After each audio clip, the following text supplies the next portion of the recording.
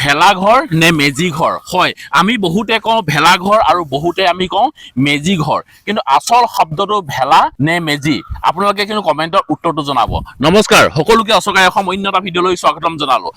আজি মই আহি একদম থলুৱা এখন ভিতৰুৱা গাঁৱৰ ভিতৰত আজি আহি উপস্থিত হলো য'ত নেকি এতিয়া আমাৰ মাঘৰ বিহু অৰ্থাৎ ভোগালী বিহু আৰু এই যে মাঘৰ বিহু বা ভোগালী বিহুত যে আমি যিবিলাক যে মেজি জ্বলাওঁ বা যিবিলাক আমি ভেলাঘৰ বুলি কওঁ এই ভেলাঘৰবিলাক যে আমি বনাওঁ বা নিৰ্মাণ কৰোঁ এই ভেলাঘৰ কেনেকুৱা ধৰণৰ হ'ব লাগে বা এই মেজি ঘৰটো কেনেকুৱা ধৰণৰ হ'ব লাগে আজিকালি আমি প্ৰায় দেখিছোঁ বা আমি যিবিলাক আমাৰ উঠি অহা প্ৰজন্মই যিবিলাক দেখিছে যে কিবা কিবি আকৃতি এটা দিয়া হয় যেনেকৈ ধৰক ৰংঘৰ কাৰেংঘৰ এতিয়া আমি বহু জেগাত দেখিছোঁ জুবিনদাৰ মূৰ্তি নিৰ্মাণ কৰি দিছে একচুৱেলি এইবিলাক ভেলাঘৰ বা মেজি ঘৰ হয়নে কোনবিলাকক আমি মেজি ঘৰ বা ভেলাঘৰ বুলি ক'ব পৰা যায় সঠিক তথ্যবিলাক আজি আমাৰ উঠি অহা প্ৰজন্মই কিন্তু এতিয়া নাজানে হয় আমাৰ উঠি অহা প্ৰজন্মই এইবিলাক বিষয়ে নাজানে কাৰণ এতিয়া আমাৰ উঠি অহা প্ৰজন্মই এইবিলাকে ধৰক টিভিবিলাকত বা বিভিন্ন ধৰণৰ ছ'চিয়েল মিডিয়াত দেখি পেলাই তেওঁলোকে ভাবে যে জুবিনদাৰ সেই মূৰ্তিটোৱে হৈ গ'ল ভেলাঘৰ বা ৰংঘৰ বা কাৰেংঘৰটোৱে হৈ গ'ল ভেলাঘৰ বা আমাৰ যিবিলাক পৰ্যটক আহে অসমলৈ পৰ্যটক আহে তাহাঁতে একচুৱেলি গমেই নাপাব যে ভেলাঘৰ কাক বুলি কয় বা মেজি ঘৰ কাক বুলি কয় বা কি কাৰণে এই ভেলাঘৰ বনোৱা হয় বা মেজি ঘৰ বনোৱা হয় বা এই ভোগালী বিহু কি কাৰণে উদযাপন কৰা হয় সবিশেষখিনি কথা আমাৰ উঠি অহা প্ৰজন্মই আজিকালি নাজানে সেইকাৰণে সঠিক তথ্যটো দিবৰ কাৰণে মই আজি একদম ভিতৰুৱা এখন থলুৱা গাঁৱৰ ভিতৰলৈ আহিলোঁ আৰু মোৰ লগত এজন খুব বিশেষ চৰ্চাত থকা ব্যক্তিক আপোনালোকে সকলোৱে চিনি পায় সেইজন ছাৰ মোৰ লগত আছে ছাৰ নমস্কাৰ নমস্কাৰ ভালে আছে ভাল আৰু দেই হয় হয় ভাল আৰু এইজন ছাৰক আপোনালোকে বহুতে চিনি পায় আৰু এই ছাৰৰ নাম হৈ গ'ল হেম গগৈ ছাৰ বিহুৰ বিশেষজ্ঞ আজি কিছুমান প্ৰশ্ন মই আজি ছাৰক সুধিব বিচাৰিছোঁ মই প্ৰশ্নবিলাক বিশেষকৈ নৱপ্ৰজন্মৰ ফালৰ পৰা মই আজি প্ৰশ্নখিনি আপোনালোকক সুধিব বিচাৰিছোঁ বা এই ভিডিঅ'টো প্ৰস্তুত কৰিব বিচাৰিছোঁ আমি যদি এজন নৱপ্ৰজন্মক যদি আমি সুধোঁ যে ভোগালী বিহু কি কাৰণে পালন কৰা হয় বা এই মেজি ঘৰ মানে কি তেওঁলোকে চাগে বহু বেছিভাগ ছাত্ৰ ছাত্ৰীয়ে চাগে ইয়াৰ সঠিক উত্তৰটো দিব নোৱাৰিব আৰু আজি আমি আপোনালোকক আকৌ এবাৰ আমাৰ চেনেলত আপোনাক স্বাগতম জনালোঁ নমস্কাৰ হয় আৰু এটা কথা আজি আমি আপোনাৰ পৰা জানিব বিচাৰোঁ ছাৰ যিহেতু আমাৰ উঠি অহা প্ৰজন্মক আমি প্ৰায় কৈ থাকোঁ ভেলাঘৰ মেজি ঘৰ বা ভোগালীৰ ভোজ আচলতে মানে এই মেজি ঘৰ মানে কি প্ৰকৃততে এটা কথা আমাৰ উজনি অসমত হয় তাহানি দিনৰ পৰা আমি সৰুকালৰ পৰা শুনি আহিছোঁ যে প্ৰকৃততে মেজি ৰাখিবৰ কাৰণে মাঘৰ বিহুত মেজি পুৰিবৰ কাৰণে মেজি সজা হয় সেই মেজি ৰখিবৰ কাৰণে যিটো ঘৰ সজা হয় সেইটোকে মেজি ঘৰ বুলি কৈছিলে যেনে মেজি ৰখিবৰ কাৰণে মেজি ঘৰ বুলি কোৱা হৈছিলে এই যেতিয়াৰ পৰা টিভিৰ প্ৰচাৰ হ'ল যেতিয়াৰ পৰা টিভি মানে ওলাবলৈ ধৰিলে তেতিয়াৰ পৰা ভেলাঘৰ শব্দটো ক'ৰ পৰা আহিলে আমি নাজানো এতিয়া শুনিলোঁ কি জুবিনৰ মূৰ্তি সাজিবলৈ লৈছে এইটো ভেলাঘৰত তেওঁলোকে এইটো যিটো দেখাইছে নিদৰ্শনটো বৰ ভাল হোৱা নাই যেন নৱপ্ৰজন্মৰ কাৰণে এটা বেয়া প্ৰভাৱ পৰিছে কিন্তু ভেলাঘৰ আমাৰ ইয়াত নাছিলে আগতে ভেলাঘৰ বুলি নকৈছিলে মেজি ঘৰ বুলিয়ে কৈছিলে এতিয়া কথা হৈছে কি প্ৰকৃততে মেজি ঘৰটো হৈছে পৰম্পৰাগত ঘৰ সাধাৰণ মানুহে নদীৰ কিনাৰত বা পুখুৰীৰ পাৰত য'ত পানীৰ সুবিধা থাকে গা ধুবৰ কাৰণে সেই ঠাইতে মেজি পুৰিবলৈ লৈছিলে আৰু সেই ঠাইতে এটা মেজি ৰখিবৰ কাৰণে ঘৰ সাজি লৈছিলে আৰু সেই ঘৰটো পৰম্পৰাগত ঘৰ হোৱা উচিত কিন্তু আজিকালি ৰংঘৰ কাৰেংঘৰ সাজে কোনোবাই টিভিবিলাকৰ যেতিয়া প্ৰচাৰ হ'বলৈ ধৰিলে ৰংঘৰ কাৰেংঘৰ আকৃতি কোনোবাই তাজমহলো বনাইছিলে বুলি শুনিছোঁ দেখিছিলোঁ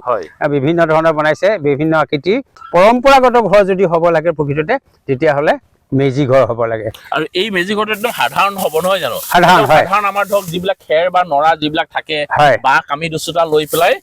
সহজ সৰলভাৱে এটা ঘৰ যিটো বনাই সাধাৰণভাৱে এটা বনোৱা ঘৰ এইটো প্ৰকৃততে বেৰো নাছিলে আগতে আজিকালি বেৰ দি লোৱা হয় 4-5 দিনৰ আগৰ পৰা বা এসপ্তাহ আগৰ পৰা ল'ৰাবিলাক থাকিবলৈ লয়তো সেইকাৰণে মানে চাৰিওফালে বেৰ দি লয় আগতে বেৰো নাছিলে এদিনে উৰুকা দিনাখনৰ মানে ঘৰটো বনাব চালি এখন বনাব টকুপাত দিব বা খেৰ দি বনাই ভেলাঘৰটো প্ৰচাৰ হৈছে টিভি হোৱাৰ পৰা এটা আগতে ভেলাঘৰ বুলি নাছিলে মেজি ৰাখিবৰ কাৰণে লোৱা ঘৰটোৱে হ'ল মেজি ঘৰ এতিয়া মই আপোনাক একদম সহজ সৰলকে কেইটামান প্ৰশ্ন সুধো যে এই ভেলাঘৰ বা আমি এই ভোগালী বিহু কি কাৰণে আমি উদযাপন কৰোঁ প্ৰকৃততে কোৱা হয় যে ভোগালী বিহু কৃষি উৎসৱ বুলি কোৱা হয় সাধাৰণতে কৃষি উৎসৱ মানে খেতিয়কৰ উৎসৱ কৃষি উৎসৱ বুলি কোৱা হয় খেতিয়কে ধান মানে পথাৰৰ পৰা দাই চপাই আনি ভঁৰালত সোমাই তাৰপিছত এমুঠি হয় পিঠা পনা সান্দহ ইত্যাদিবিলাক খাবলৈ পায় গতিকে ভোগালী বিহু বুলিও কয় মাঘৰ বিহুটো বুলি কৃষি উৎসৱ বুলি কোৱা হয় যেতিয়া আমাৰ ধৰক মেজিটো জ্বলোৱা হয় হয়। তাতে খৰিখিনি যেতিয়া জ্বলাই দিয়া হয় হয় জ্বলোৱাৰ পিছতে ঘৰটো জ্বলাই দিয়ে ঘৰটো জ্বলাই দিয়ে এতিয়া কথাটো কৈছো ধৰক যদিহে আমি ধৰক সেই তাজমহলটো বনাও বা আপোনাৰ ৰংঘৰটো বনাও বা আমি ধৰক জুবিন গাৰ্গৰ মূৰ্তিটো যদি বনাও বা আমি ক'ৰবাত দেখিছো আমাৰ জাতীয় পতাকা বিলাকৰ আকৃতিও দিয়া হয় হয় তেতিয়াহ'লে আমি সেইটো কেনেকে জ্বলাম সেইটোতো জ্বলাব নোৱাৰি আটাইতকৈ ডাঙৰ কথা হৈছে এইটো হৈছে এতিয়া এছাম মধ্যবিত্ত শিক্ষিত শ্ৰেণীৰ লোকে ৰংঘৰ কাৰেংঘৰ সাজে আৰু টকা পইচা ধন সম্পত্তি থকাসকলে এতিয়া যদি তেনেকুৱা ধৰণৰ যদি কৰা যায় তেনেকুৱা আকৃতিয়ে যদি মেজি মানে ভৱিষ্যতলৈকে যদি দিয়া যায় সেইটোৱে যদি ধাৰণা যদি থাকি যায় সাধাৰণ মানুহে তেতিয়া মেজি পুৰিবই নোৱাৰিব দেখোন হয়। তাৰমানে ভেলাঘৰ সাজিব লাগিব ৰংঘৰ কাৰেংঘৰ আকৃতিত তাজমহলৰ আকৃতিত জুবিনৰ আকৃতিত সাজিব লাগিব তেতিয়াহ'লে ইমান টকা পইচা খৰচ কৰিব নোৱাৰিব নহয় নোৱাৰিব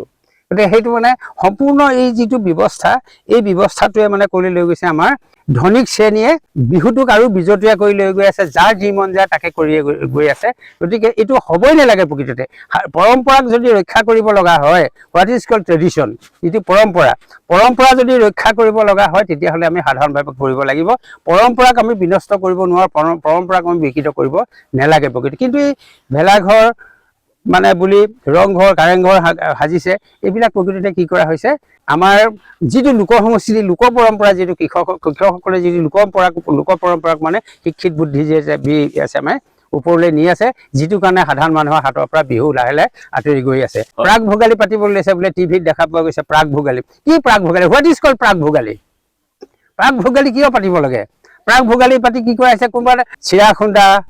মানে সান্দহ খুন্দা ইত্যাদিবিলাক পিঠা পোৰা ইত্যাদিবিলাক দেখুৱাবলৈ লৈছে এইখিনি শিক্ষিত মধ্যবিত্তসকলৰ মহিলাসকলে ধনী শ্ৰেণীৰ মহিলাসকলে শিক্ষিত মহিলাসকলে টিভিত ওলাবৰ কাৰণে ব্যৱস্থা তাৰ প্ৰতি অন্য একো নহয় তেওঁলোকৰ টিভিত ওলাবলৈ মন যায় গতিকে তেওঁলোকে সেইদৰে দেখুৱাইছে আমাৰ ইয়াত প্ৰভাৱ পৰিছে বেয়া প্ৰভাৱ পৰিছে গাঁৱৰ সমাজত লোক সংস্কৃতিটো সম্পূৰ্ণ মধ্যবিত্ত সংস্কৃতি আভিজাত্য সংস্কৃতিলৈ পৰিণত হৈছে গতিকে এইখিনি কৰাটো উচিত নহয় বুলি ভাবোঁ যিটো সাধাৰণভাৱে আছিলে ঠিক সাধাৰণভাৱে থাকিলেহে পৰম্পৰা ৰক্ষা হ'ব আমাৰ লোক সংস্কৃতি ৰক্ষা হ'ব আৰু এতিয়া নাচিবলৈ ধৰিছে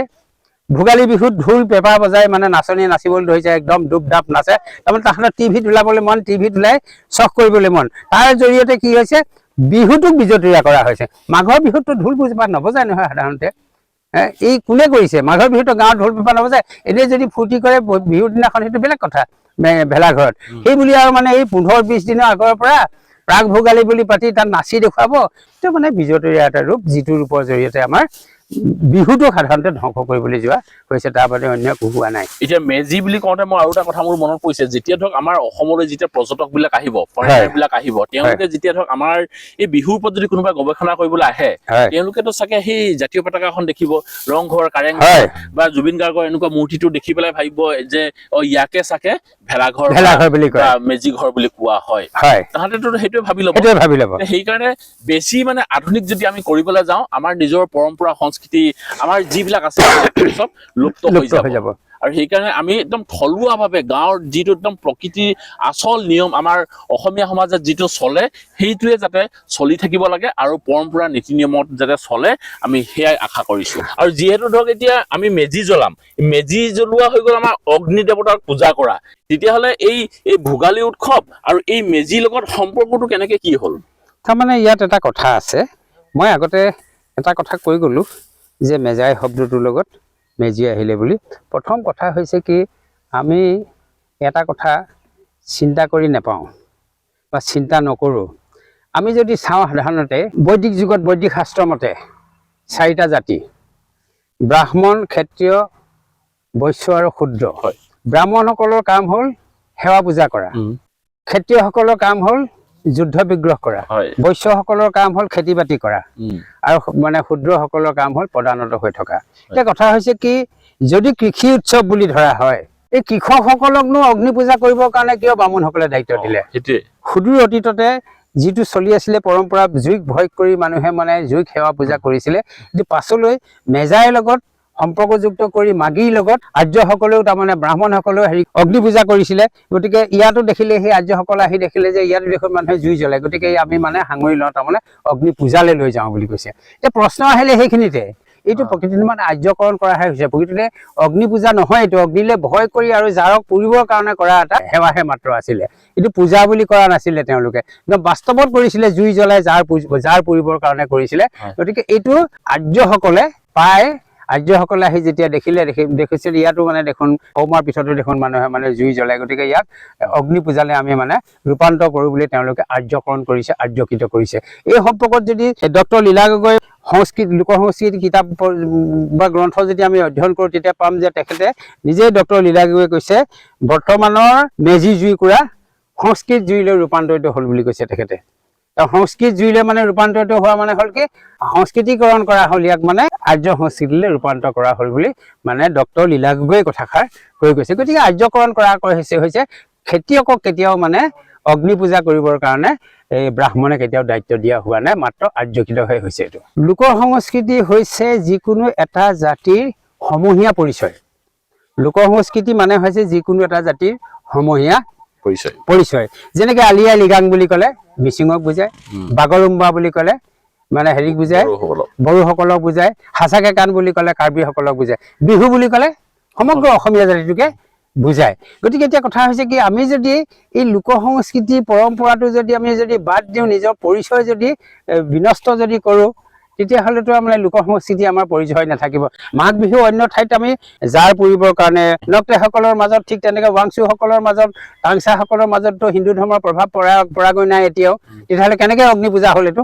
অগ্নি পূজা হ'বই নোৱাৰে। এইটো তেওঁলোকেও জাৰ পুৰিবৰ কাৰণে কৰা এটা উৎসৱ, আৰু এইটো হৈছে লোককৃষ্টিহে, এইটো মাৰ্গীয় কৃষ্টি নহয়। মাৰ্গীয় সংস্কৃতিক জুই বুলি কয়, অগ্নি পূজা বুলি কয়, মাৰ্গীয় সংস্কৃতিক লোক সংস্কৃতিৰ লগত হনা পুতুকা কৰা হৈছে, তাৰ বাদে অন্য একো নহয়। গতিকে এইটো কৰিব নালাগে আমি, যাতে লোক সংস্কৃতি কৃষি উৎসৱ বা মানে ভোগালী উৎসৱ বা কৃষি উৎসৱ হৈ থাকক, ঠিক তেনেকৈ অগ্নি পূজাটো পূজা হৈ থাকক, সেইটো মানে মাৰ্গীয় সংস্কৃতি। সেইটো পূজা পাতল হ'ল মাৰ্গীয় সংস্কৃতিৰ কথা সেইটো। গতিকে মাৰ্গীয় সংস্কৃতিৰ লগত লোক সংস্কৃতিক মানে হনা পুতুকা কৰি বৰ্তমান নৱপ্ৰজন্মক কি কৰা হৈছে, বিপথে পৰিচালিত কৰাৰ এটা ব্যৱস্থা কৰা হৈছে। তাৰ পৰা আমি মানে সাৱধান হোৱা উচিত। তেতিয়াহ'লে ছাৰ মই এটা কথা, মই এতিয়া আমাৰ উঠি অহা প্ৰজন্মক আমি একদম সহজভাৱে এতিয়া এই ভোগালী বিহু বা মাঘ বিহুটো আমি এনেধৰণে বুজাব পৰা যায় নেকি, যেতিয়া ধৰক আমাৰ এই খেতি বাতি শেষ হ'ল, আমাৰ প্ৰত্যেকৰ ঘৰে ঘৰে খেতিয়কৰ ঘৰত এতিয়া বা আমাৰ গাঁৱৰ ঘৰত এতিয়া শস্য এভেইলেবল আছে, এতিয়া প্ৰত্যেকে আমি মানে দুসাঁজ আমি আৰামত খাব পাৰিম, কোনো আমাৰ বছৰটোৰ কাৰণে চিন্তা কৰিব লগা নাই। সেইটো কাৰণে ধৰক আমাৰ ভোগালী বিহু নহয় জানো? আৰু লগতে এতিয়া ধৰক আমাৰ যিহেতু মেজি জ্বলোৱা হয়, অৰ্থাৎ আমাৰ সেই দেৱ দেৱতাসকলক বা আমাৰ ধৰক যি আমি অগ্নি পূজা কৰো বা আমাৰ ধৰক সেই যিটো পৰম্পৰা আছে সেৱা কৰা, সেই পদ্ধতিটো মানে আমি এতিয়া ঠাণ্ডা দিনটো আমি খেদিবৰ কাৰণে, অৰ্থাৎ আমাৰ আজিৰ পৰা ধৰক আমি মেজি জ্বলালো, আজিৰ পৰা আৰু আমাৰ ঠাণ্ডাটো আমি পুৰি শেষ কৰি পেলালো, মানে এতিয়াৰ পৰা আৰু আমাৰ ঠাণ্ডা লাহে লাহে গুচি গৈ থাকিব, মানে এতিয়া গৰম দিন আহিব। এই কথাষাৰ আমি তেনেকে আমাৰ উঠি অহা প্ৰজন্মক বুজাব পৰা যায়, একদম পাৰি, ক্লিয়াৰলি সম্পূৰ্ণভাৱে পাৰি, ইয়াত কোনো কথা নাই। হয়, খুব বেছি ধন্যবাদ। আৰু আজি আমি আপোনালোকক ভিডিঅ'টোত একদম থুলমূলকে আমি মাঘ বিহুৰ বিষয়ে বা আমাৰ এই ভোগালী বিহুৰ বিষয়ে আমাৰ উঠি অহা প্ৰজন্মক কি ধৰণে সহজ সৰল ভাষাত আমি বুজাব পাৰো, তাৰে তথ্যৰ ওপৰত আজি আমি আপোনালোকক এই ভিডিঅ'টো প্ৰস্তুত কৰি দিবৰ কাৰণে চেষ্টা কৰিলো। আৰু ইয়াৰ ওপৰত যদি আপোনালোকৰ আৰু বেছি যদি তথ্য আছে বা আপোনালোকৰ অঞ্চলত বা আপোনালোকে জনাত যদি আৰু কিবা যদি তথ্য আছে, আপোনালোকে কমেণ্টত লিখি দিব বুলি আমি আশা কৰিলো। এই ভিডিঅ'টো আৰু বৰ বেছি দীঘল কৰি নাথাকো, ছাৰ আপোনাক একদম অশেষ ধন্যবাদ। ইমানখিনি আপুনি তথ্য দিয়াৰ বাবে, আৰু আমাৰ উঠি অহা প্ৰজন্মক এনেকুৱা ধৰণৰ তথ্যবিলাক তেওঁলোকে গম পাব লাগে বুলিয়ে বা জানিব লাগে বুলিয়ে মই আজি এই ভিডিঅ'টো প্ৰস্তুত কৰিলো। আৰু লগতে যেতিয়া আপোনালোকে কৰবাত যদি চুৰ কৰিবলৈ যায়, আলু পিঁয়াজ বা হাঁহ যদি কৰবাত চুৰ কৰিবলৈ যায়, একদম সাৱধানে থাকিব। সেয়া এটা ধেমালিহে, কিন্তু কাৰোবাৰ অনিষ্ট হোৱাকে আপোনালোকে ক'তো যাতে চুৰ নকৰে বা কাৰোবাৰ যাতে পিঠি বহল নহয়, সেইখিনি কিন্তু আপোনালোকে লক্ষ্য ৰাখিব। অৱশেষত আপোনালোকক সকলোকে আমি ভোগালী বিহুৰ